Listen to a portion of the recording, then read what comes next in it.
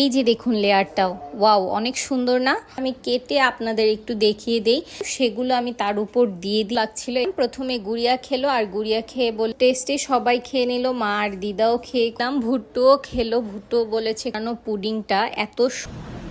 Hello everyone, welcome back to my channel and welcome back to a new blog.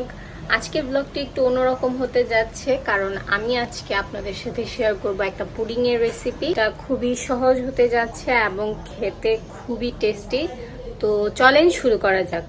তো আমি এখানে চলে গেলাম রান্নাঘরে, আর রান্নাঘরে আমি সবকিছু আগে থেকে জোগাড় করে রেখেছিলাম। এখানে আমি দুটো সফট ড্রিঙ্ক পাউডার নিয়ে নিলাম, যেগুলো আম ফ্লেভারের। আমি এখানে পাকা আম ইউজ করিনি, কারণ এটা একদমই ভালো ছিল না, মানে মিষ্টি ছিল না আর কি। কালকে এনেছিল বাইরে থেকে, কিন্তু ভালো লাগেনি, এই কারণে আমি পাউডারগুলো ইউজ করেছি এবং এটা দিয়েই খুব ভালো হয়েছে। তো এখানে আমি এরপর 2 চামচ চিনি দিয়ে নিলাম, এবং চিনির উপর আমি 1 মগের মতো জল দিয়ে নিলাম, এবং তারপর আগার পাউডার মিশিয়ে নিলাম ঠিক 1 চামচের মতো।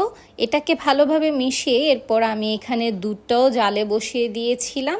তখন আমি চুলার ফ্লেম অন করিনি, তো এগুলো ভালোভাবে মিশিয়ে তারপর আমি চুলার ফ্লেমটা অন করেছিলাম, এবং দুধটাও এখানে জাল হচ্ছিল।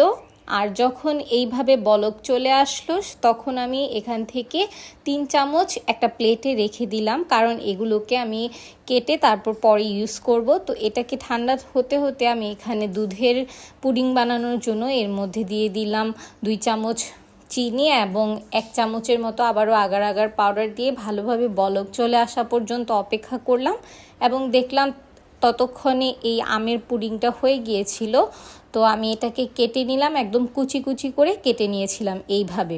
দেখুন খুব ভালো লাগছে না দেখতে? এরপর আমি ওভালটিন কেকের যে মাউল্টগুলো থাকে সেটা নিয়ে নিলাম। আপনারা চাইলে যে কোনো ধরনের বাটিতে সেট করতে পারেন। তো এর উপর প্রথমে আমি দুধের পুডিংটা দিয়ে কেটে রাখা যে ম্যাঙ্গো পুডিংগুলো সেগুলো আমি তার উপর দিয়ে দিলাম, এবং দিয়ে ভালোভাবে ফ্রিজ করার জন্য রেখে দিয়েছিলাম।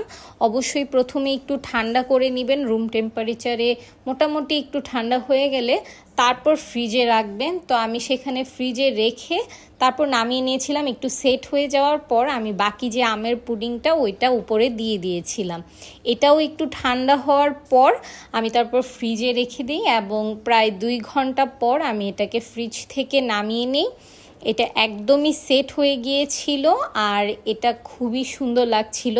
তো এখানে আমি ডিমাউল্ট করে নিলাম, প্রথমে 4 দিক থেকে একটু কেটে নিলাম, এবং কেটে তারপর একটা প্লেটে সার্ভ করে নিলাম। এইভাবেই দেখতে এত সুন্দর লাগছিল, লেয়ারগুলো একদম স্পষ্ট লাগছিল। এখানে আমি একটু স্ন্যাপ নিয়ে নিয়েছিলাম, তারপর আমি বারান্দায় চলে গেলাম, কারণ ওখানে একদম সানের সাথে একদম সুন্দর সুন্দর ছবি আসে। তো এই কারণে আমি ওখানে ছবি তুলতে গিয়েছিলাম, আর এটা দেখতেও খুব সুন্দর লাগছিল। তারপর আমি কেটে আপনাদের একটু দেখিয়ে দেই।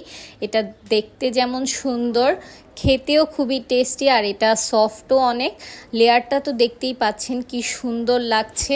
এই যে দেখুন লেয়ারটাও, ওয়াও অনেক সুন্দর না?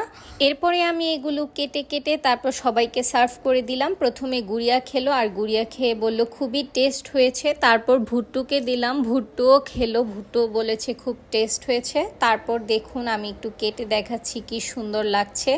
আমিও খেয়ে নিলাম, আসলে এটা খুব টেস্টি। আপনারা অবশ্যই একবার এটা ট্রাই করে দেখবেন। এই ডাবল লেয়ার সুন্দর আর খুবই ইজিভাবে বানানো পুডিংটা এত সহজ, আপনারা অবশ্যই একবার ট্রাই করবেন। আর এটা খেতেও খুব টেস্টি, সবাই খেয়ে নিল, মা আর দিদাও খেয়ে খুব ভালো বলল।